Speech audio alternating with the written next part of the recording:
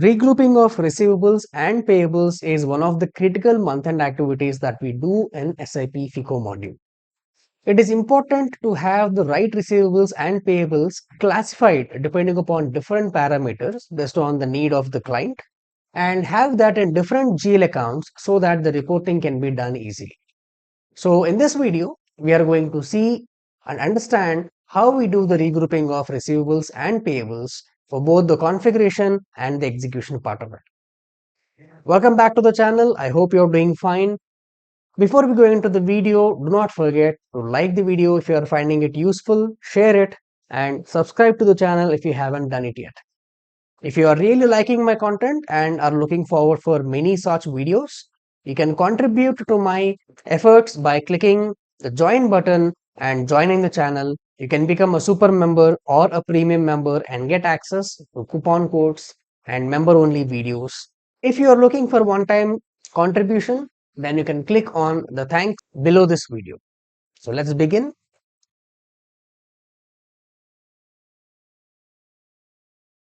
So what is regrouping of receivables and payables? Regrouping is nothing but it's a transfer of open items from one GL account to another. Typically, we do this for the reconciliation accounts, that means for vendors or customers. But we can also do this for any GL account which is having open item managed. So regrouping is possible only if the GL account is having open item management enabled in the GL master.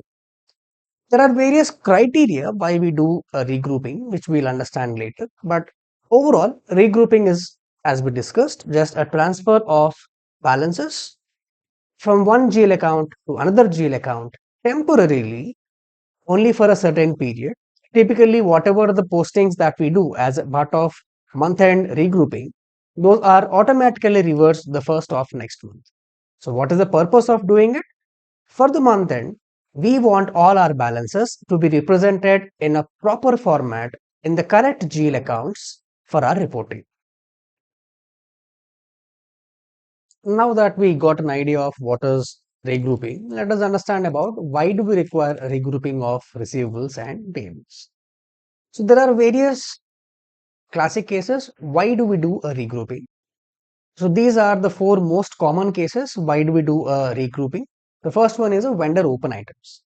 Typically, at the month end, we want to regroup our open items on the vendor depending upon the duration. Maybe we want to classify the open items that are between 1 to 1 month or between 1 month to 2 months or 2 months to 3 months. So like that, depending upon the requirement, we want to segregate different open items and we want to show it in a different groups. For example, any open item, especially I'm talking about the debit balance on the vendors. So why are we talking about the debit balance on the vendors? Because we want to regroup the receivables, that means the amount that we are supposed to receive from the vendor.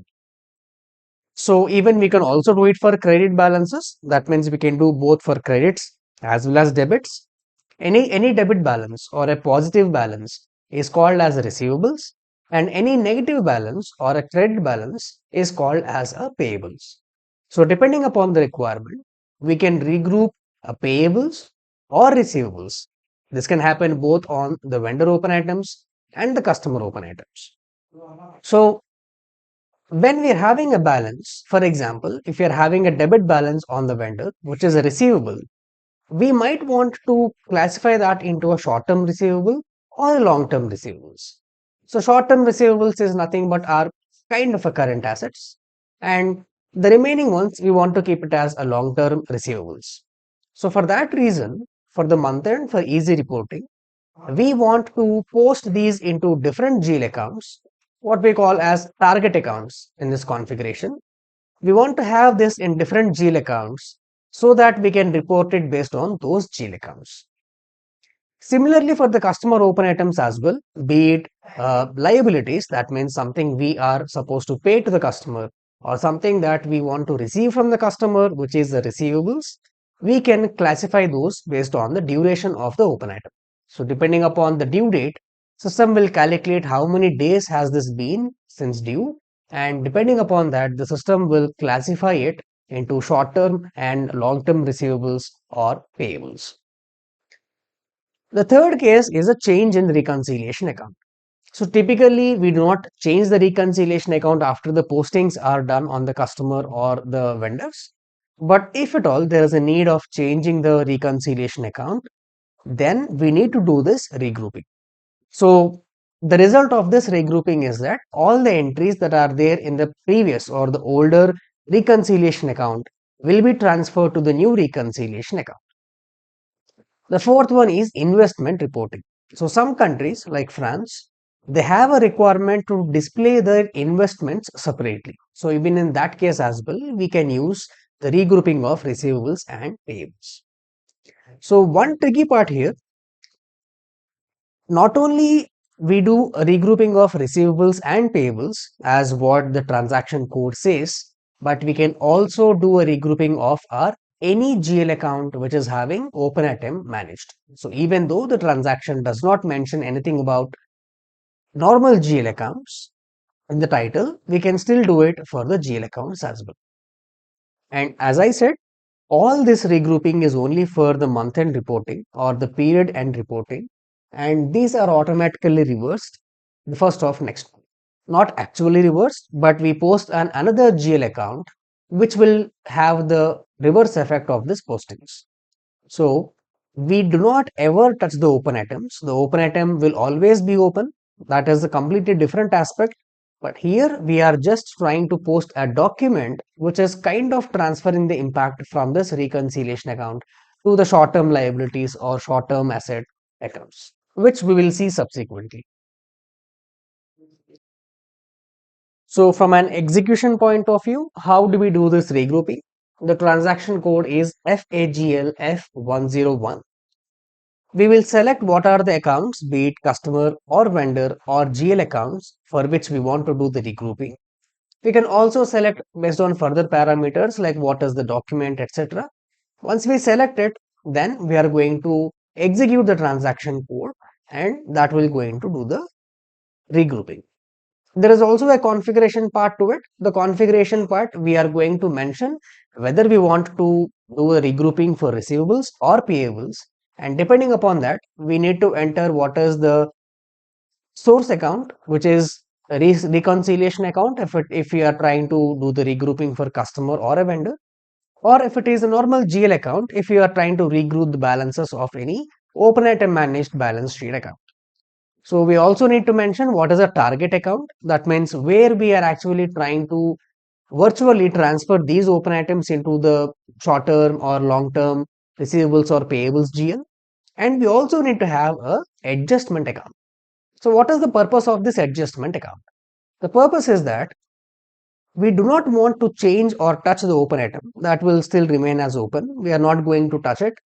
But we want to create an impact in the system that these open items are having an impact on, or we are trying to classify these open items into short term or long term.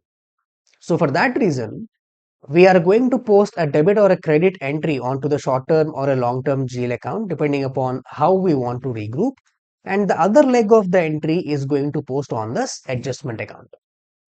And as I said, there is also a reversal posting that gets generated for this, so the net impact is going to be 0. So if we take an example, let us assume that there is a vendor which is having a reconciliation account as recon 1, and we have configured a target account with the name target account and adjustment account with the name adjustment account. And this vendor is having an open item of 2000, which is a debit item, which means we are supposed to receive this item from the vendor. Now, if we execute FAGLF101, which is the regrouping transaction code, then two entries are generated. Usually we execute it at the month end. So the first entry is posted on 30th or 31st of that month, and the second posting is generated on the 1st of next month. So the first posting is the target account is debited with this 2000, and an adjustment account, which is a balance sheet account, is credited with 2000. So if you see the net impact of the actual open item and the first posting, the impact says the open item on the vendor is 0, but The target account, which is maybe a short-term liability or a short-term receivables or long-term receivables GL in this case, is having an item of 2000. So that we are transferring virtually the balance of 2000, which is not classified as short-term or long-term on the vendor account, into a short-term or a long-term account by posting this first posting, which is the result of this regrouping. So the second posting is exactly the opposite of the first posting. So if you just see the impact of posting 1 and posting 2, it has no impact anywhere. It is not changing the open item on the vendor, and even these two GL accounts, the target account and the adjustment account, are having zero balances by the end of posting the second one. If you see an overall impact with considering open item, the posting 1 and posting 2, the net impact is just that the vendor is having an open item of 2000 debit. But if you see the impact of open item and only posting 1, which is the case at the end of the month, because by then the posting 2 will not be posted. So at the month end, the virtual impact is that the open item is virtually transferred from the vendor account to the target account, which is, as we said, it is a short term or a long term receivables GL account. So that is the purpose of doing a reclassification. We do not want to change the open items, but still we want to do the classification in order to show as short term or long term or anything for that matter. We want to do that segregation in our reports. So I hope you have found this video useful. Please do not forget to like it and share it, and please do subscribe to the channel if you haven't done it yet. And in the next video, we are going to see an example of how to execute FAGLF101, and we'll also see the configurations required in order to do this regrouping. See you in the next video and take care.